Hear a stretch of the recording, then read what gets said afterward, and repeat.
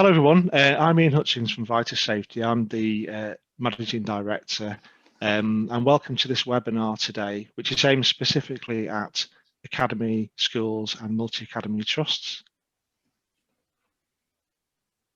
Yes, I'm a Chartered Safety and Health Practitioner. I'm also a trustee in a multi-academy trust in Greater Manchester, and we also partner with One Education, who provide HR, some of our health and safety training support that we offer for them across a range of primary schools and also high schools and academies in Greater Manchester. I'd like to introduce my colleague Katie today, if I just can hand over to Katie.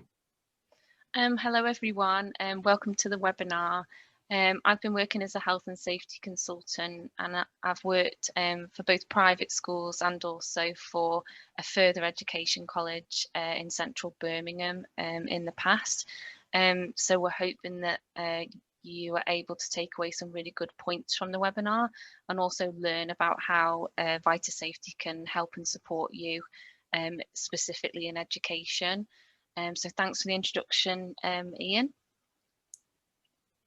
And finally, hi everyone, my name's Mike. I've been working with Vitus Safety from a marketing perspective, and I'm just here today to facilitate the webinar and to pose some of the questions that a lot of academy leaders and education leaders are posing to the guys at Vitus Safety a lot at the moment on all aspects of health and safety and COVID safety and all aspects of risk management. So I'll hand back over to you, Ian, to talk through the agenda. Thanks, Mike. Yeah, so in terms of the agenda for today, we tried to keep obviously we know that you're all very busy, so we tried to keep the agenda relatively brief. So I'm just going to talk a bit about some of the challenges that we understand that you face as leaders, school business managers, chief execs, head teachers, members of your SLTs in your schools.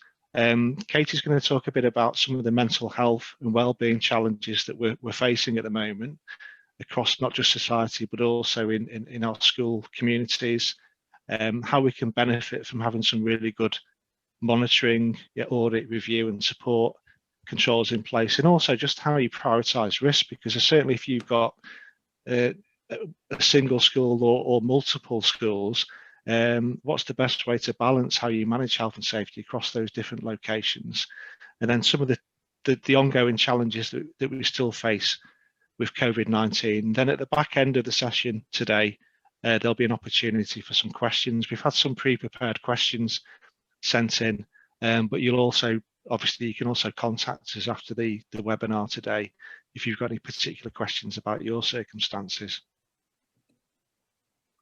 So firstly, Ian, I mean, you've been working in the education sector for a long time, as you have, Katie, and as a member of the board of a multi-academy trust yourself. What are the kind of challenges that leaders are really experiencing when it comes to managing health and safety across multiple sites and in individual schools? I think that, there's a number of points we covered here. I think certainly just the sheer weight of information and data. If you've got either a large single academy, trust school, or you've got a number of different, basically the number of buildings, the number of issues that people need to deal with. So just having a multiple site, I think the variation in standards of buildings, you've obviously got you'll have some premises that are quite new, you'll have some premises that could be quite old, so you might have ongoing issues with things like asbestos, fire related issues, just security issues, the locations of the schools, different demographics in the schools in terms of the neighbourhoods, the communities within which your schools are based, consistency of how you manage health and safety. So you may have, in different schools, you might have their own health and safety policies, their own systems, their own ways of working.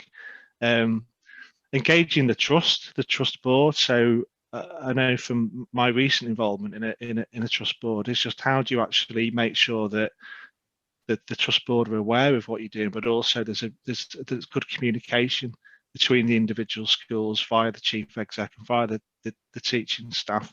Bringing new schools. So when you're going to bring a new school into a trust, how do you go about doing that? From experience, from what I see, that can often be a very, very quick process.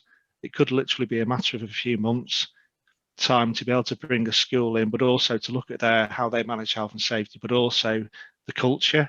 So you're not losing sight of the individual culture of the schools and how you can sort of have a wraparound support for them. A number of your academies may have centralized teams. So it might be, you might have centralized business support, you might have some centralized HR support. How do they operate across the schools, and how did they give the most support for any new schools coming into the trust? You may operate service level agreements for things like health and safety and things like HR, but they may differ between different schools. So a part of that is not just looking at, for example, if you have an audit once a year, but it's also looking at the quality of the support that you're getting and the quality of the service that you're getting as well. Excellent, thanks. As with all businesses at the moment, especially during current sort of lockdown times, mental health and wellbeing is really high on the priority list. What's your experience with that aspect from an education point of view? Mental health and wellbeing is certainly a key aspect, particularly at the moment with the COVID-19 pandemic. You've got students that are remote learning, that are using IT in a way that maybe they've not done previously, and there's certainly much more reliance for resources to be made available to them electronically. You've also maybe got staff members that are agile working, that are maybe doing a mixture of attending buildings and also working from home. So that's potentially a change of dynamic for them. You may have staff members or students feeling isolated, that they're not part of that community that they were part of before in the same way. You could have suffering from fatigue just with the general situation, that there's a monotony to what's going on, and lack of social interaction and that lack of team ethic that they were experiencing before. The actual equipment and resources that's needed to set people up working from home, making sure that they've got the correct posture, so ergonomics, making sure they're interacting with all the equipment you've given them in the best way. So all of these are potentially new challenges that COVID-19 shone a light on.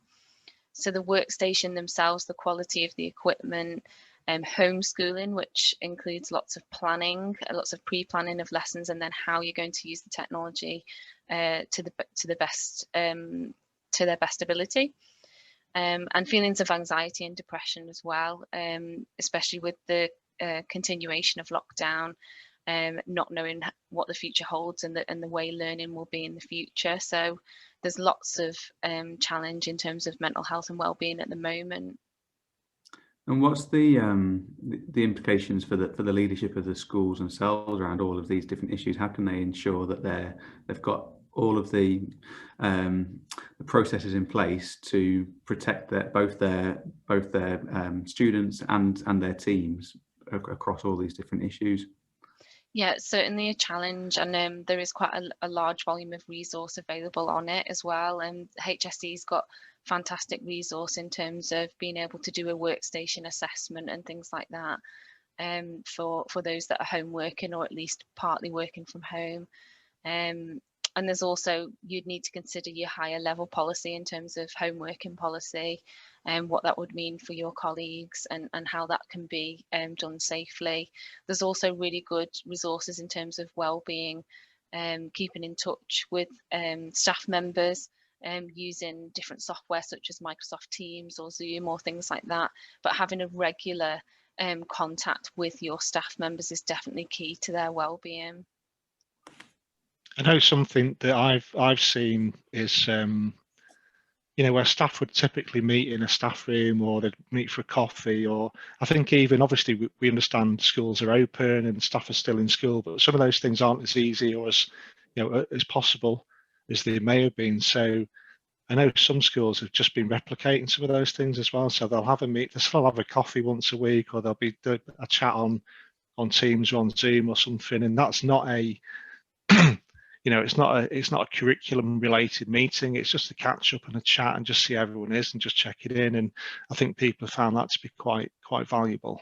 Yeah, we're all kind of missing out on that aspect of it quite a lot, I think, at the moment. I mean, we were also kind of scheduling Zoom meetings left, right, and centre, but it's for a specific task a lot of the time, rather than just to be social like we were once before. I think this all like knocks on really nicely to this to these statistics from the HSE that we've shared. Do you want to just talk through this a little bit for us? Yeah, so work-related stress in the UK. So we've always been aware that there's been an increase in lost time in workplaces due to either stress, depression, or anxiety. So this was pre-COVID pandemic, and as you can see from the bar graph, that education is one of the highest in industry. So we've been aware that education as a sector certainly has some concern in terms of colleagues that may be suffering from stress, depression and anxiety. And again, there's fantastic resources from the HSE, their management standards for stress. So those are available and can be used to really inform a risk assessment about stress to your colleagues, your staff members. So that can really help inform that risk assessment. So it's been on the radar, and it's certainly something that's going to be pivotal going forward as well. Great, thanks. So what about how schools can monitor all of their processes and make sure there's consistency across various sites across those trusts? Yeah, so part of your monitoring arrangements would be a regular check, whether that be an audit or an inspection or a check sheet that you've developed across your range of schools and buildings, and making sure that follow-up actions are also carried out as a result of those regular checks. And certainly some of this may have lapsed with the COVID-19 pandemic, and there's been a huge shift to using the resources that you have perhaps in a different way. So that's something hopefully that Vital Safety might be able to assist you with, either developing your own internal inspections or to carry them out for you. So yeah, definitely checking that all of the best laid plans that you've made at a higher level are certainly being carried out throughout your different buildings and schools. I think that, yeah, that one of the key issues we've seen concerns recently really is because, you know, often they'd have it might be a governor or it might be a member of staff that does some, you know, walk around the schools, premises safety inspections and those sorts of things. And we have become aware that in some schools, some of those things have started to lapse. So one of the other challenges, which I've heard quite often recently, is there's actually more children in school now than at any point in the pandemic. So, you know, some may have potentially sort of 5-10% and upwards of the usual students back in school as well, because of the extension of the sort of some of the critical worker descriptions as well. So one of the key messages from us is just to ensure that all your normal health and safety and fire procedures and everything else should still be happening, because you don't want to be in a position where hopefully the students are coming back into school and there's something that may have deteriorated with the building or something else, like a procedural issue or a system that's not being maintained, and you don't find out until further down the line. Yeah, and I think, you know, over the last 12 months, rules and regulations and processes have had to change very, very quickly and very frequently, which means it's a lot of the time businesses and schools are kind of playing catch up and trying to keep on top of everything. So I think it is one thing that they're kind of putting process and documentation into place to make sure that they're compliant, but it's another thing kind of making sure that everybody within their wider team knows and understands those processes and are implementing them. So what's your advice when it comes to actually educating the wider team and making sure that all of that is communicated effectively? Yeah, definitely. It's about bringing those good processes and those policies that you've got in place to life, really, to make them really applicable to their current work situation and how it applies to that particular school or that particular staff member. So that might involve educating and coaching them and training them in whatever that specific policy or procedure is. So it's not taken for granted that just because you've issued a paper document that it's been fully understood. They might need some help putting that into practice physically. So they might need a coaching session or a shadowing session to make sure that that's being put into practice. It's having those good systems and processes documented, those good checks that you've got, and then of course reviewing them and improving them in a timely manner, really making sure that they're still doing what they were intended to do when you originally wrote them. So this is really topical with COVID-19. So some of your procedures may have changed or been adapted because of the information given in the education sector for COVID-19. How often should they be reviewing those documentation and those processes? So normally annually is a good benchmark. However, if there was changes to guidance for schools, then you'd want to review at that stage and make sure that everything you were doing was in line with current guidance and current regulation. Brilliant, thanks. So for a lot of multi-academy trusts, one of the biggest challenges actually ensuring consistency and compliance across all of their different schools and all of the different buildings within that wider group. So how are businesses dealing with that challenge, and what can they do to make sure that there is that level of consistency?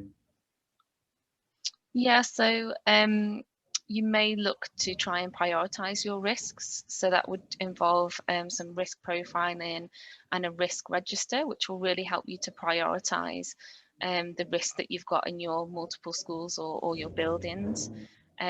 And also regular checks would help you identify if you've got that consistency, if you've got that positive health and safety culture across the board, or whether it's stronger in one school rather than another.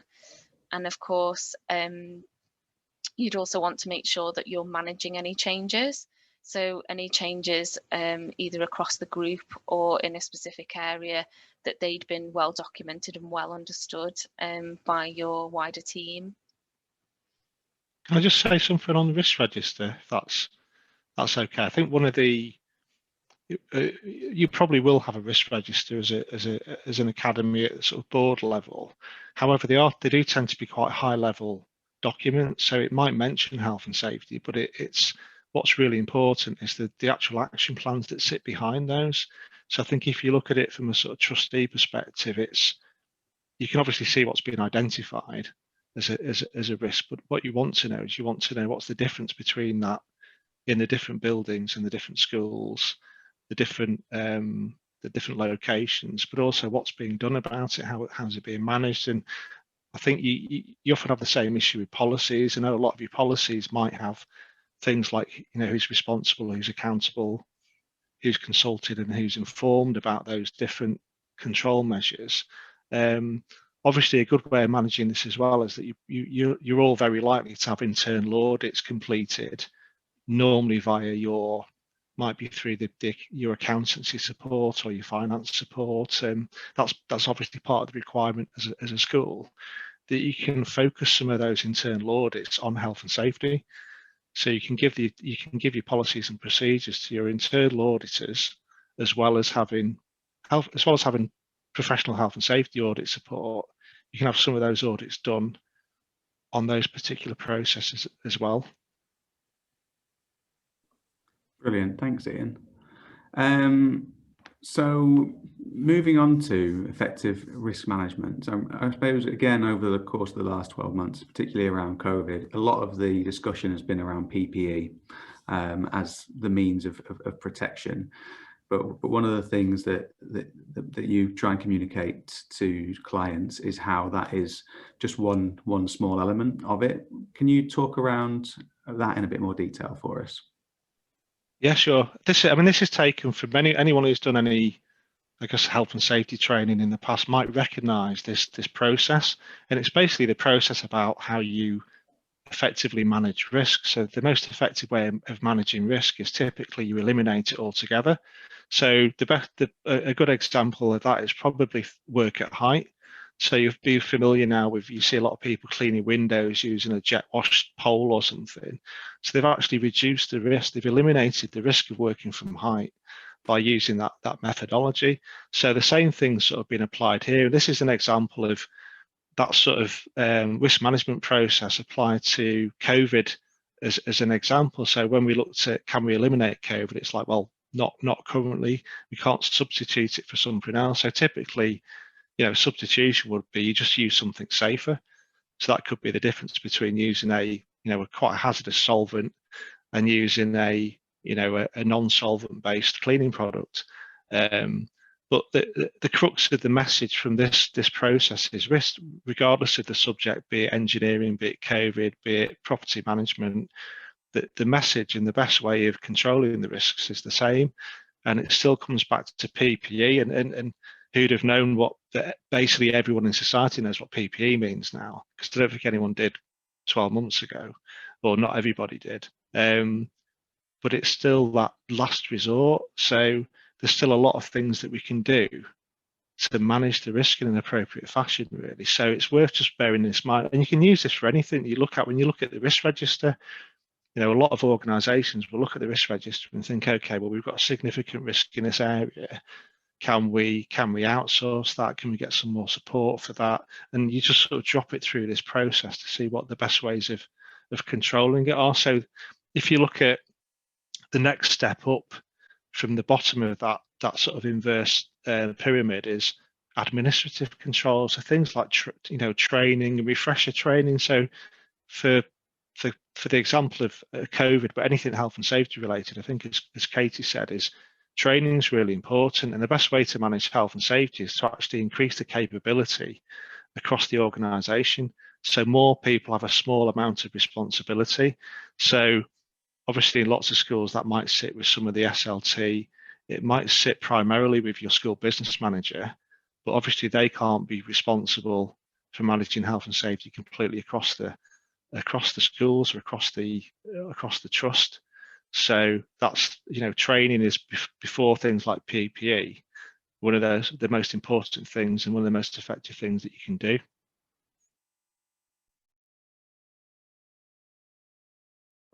Brilliant, thanks Ian. So that leads nicely onto talking about COVID-19 and how it's evolving in terms of the responsibilities of employers and leaders in all businesses, not just education.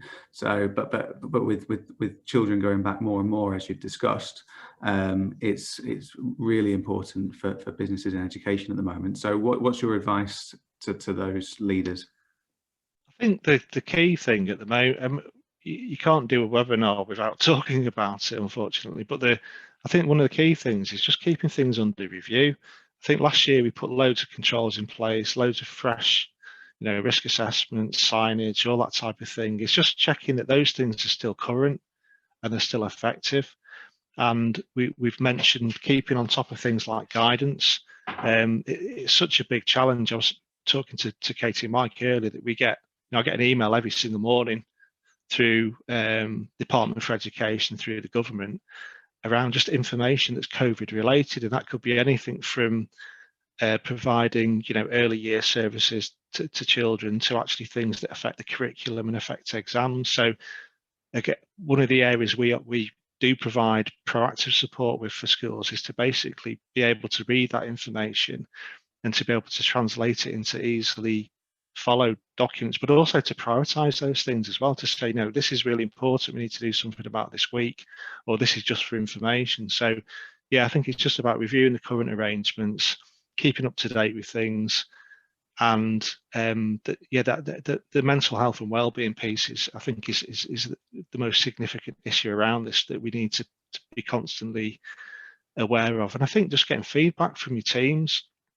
I've seen some really good examples recently of staff surveys, staff feedback, just giving people opportunities to say what's working well, what isn't working well. Something I heard last week actually, which was really interesting, was one of the schools I'm involved with, is they've put a number of things in place related to COVID risk management in terms of how they manage the movement of the students around the school.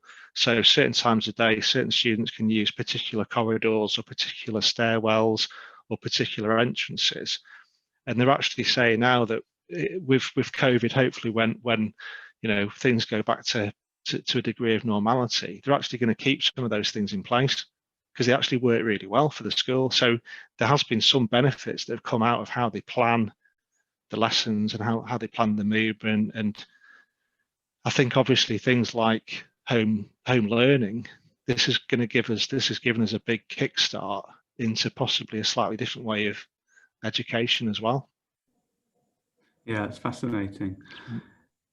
So we've talked through some of that advice, but what can leaders do practically to kind of improve some of these on these challenges?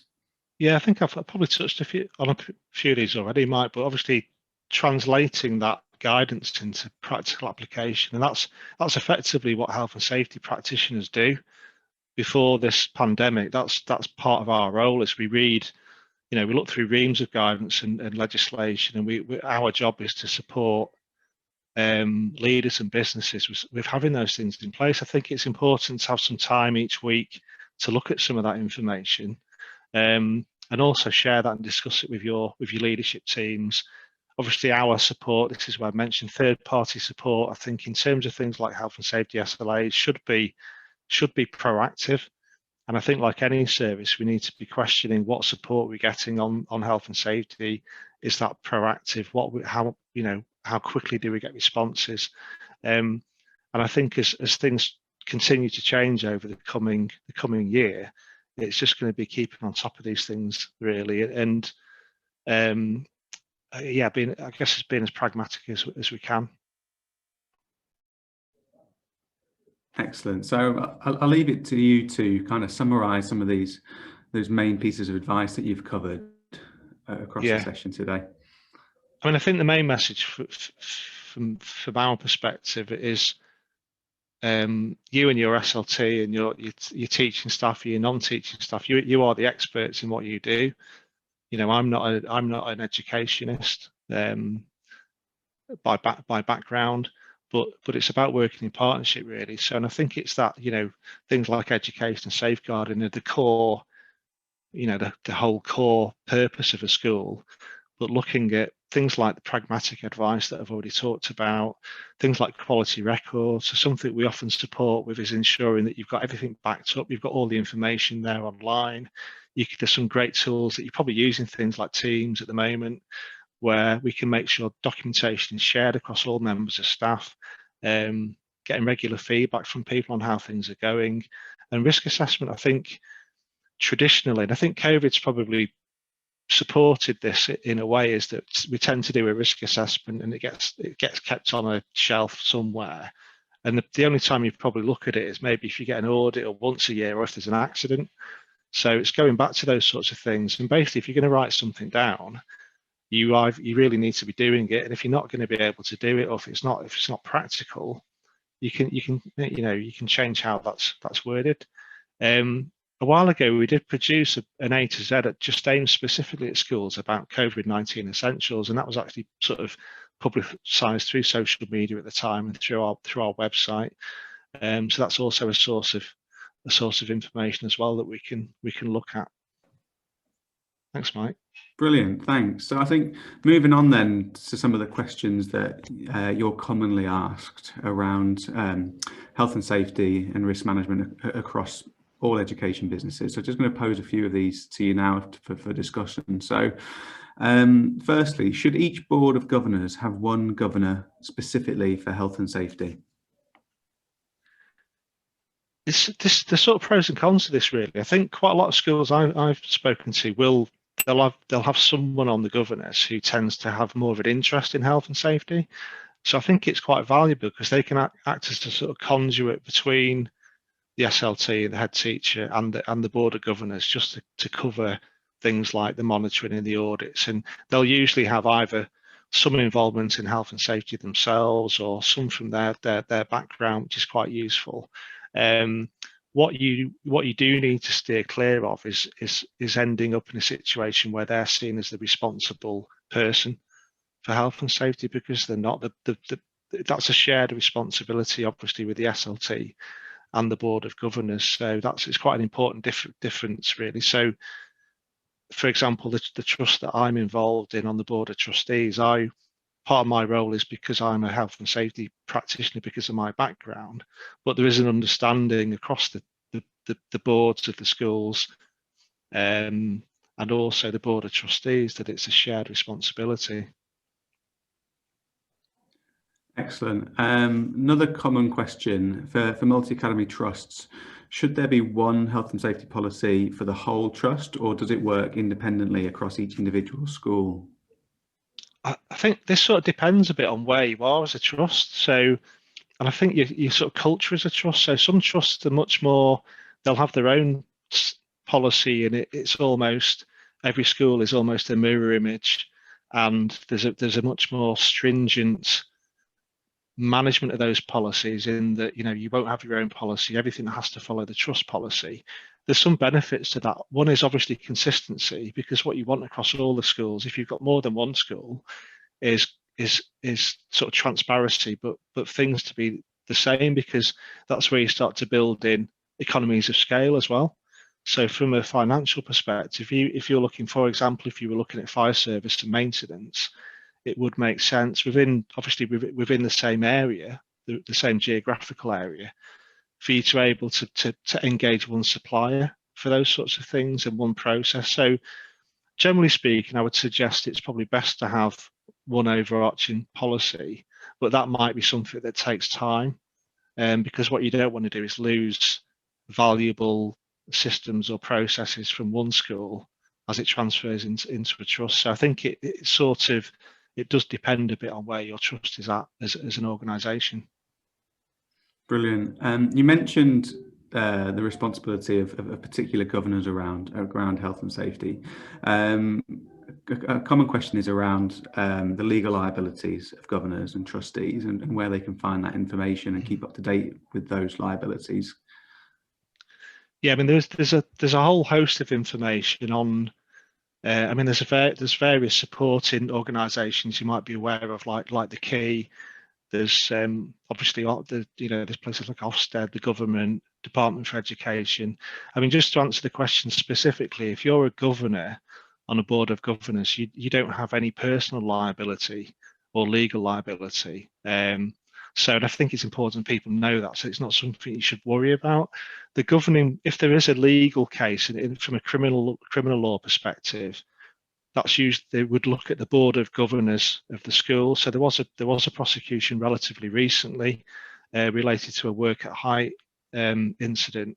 So it was actually the board of the governors that were seen as the governing body. So it's actually the school. It's almost like the employer.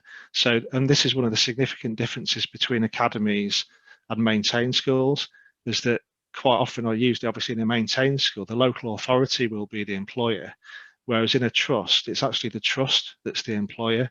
And that's where the difference is quite important. So for example, I'm a trustee in a multi-academy trust, but I'm a director of a charity because it's a charitable trust. So I have a personal legal liability, as you would do if you're a director in a business in a private enterprise. However, again, it's worth pointing out that it's extremely unlikely for any case to be brought against an individual trustee unless they were very directly involved in giving instructions around something that was unsafe. So I think the legal liability isn't something that you should worry about unduly. I think it's important to understand the legal liabilities, but and certainly most schools will have very good legal support and advice as well to call on. Excellent, thank you. So a few common questions there, but if people have got some specific concerns or questions or challenges that they want to have a chat with you about, how can they go about doing that? Yeah, I mean, we've got on the next slide, you've got our contact details. You're free to contact us at any time. We've got an arrangement where if you contact us, if you let us know if you've seen the webinar, which school or schools you're involved in, we're happy to give a 30-minute consultation and by that, we just mean it's just an opportunity to talk about your particular circumstances. If there is anything we can help you with, or if there's just any information we can pass on that might be of interest for you. Excellent. And your details here, if people need to get in contact with you, inquiries@vitasafety.com is the email address, and phone number here, as well as also follow on Twitter @vitasafety, where there's lots and lots of information specifically aimed at the education sector as well. Thanks, Ian and Katie, for your time. Really, really good session. Thank you. I was just going to say one point, Mike, before we finished. I know a number of you may be based in a number of the multi-academy trusts are geographically spread out. So we do operate nationally as well. So if you've got schools outside of the Greater Manchester area, if you're part of a trust that's got schools in different areas, we primarily work between the Midlands and the Northwest areas, but we do cover other areas as well. So yeah, if you've got any other locations you need to talk about, that's we can look at that for you as well. Brilliant. Thanks both of you. Thank you. Thanks, Mike. Thanks everyone. Cheers.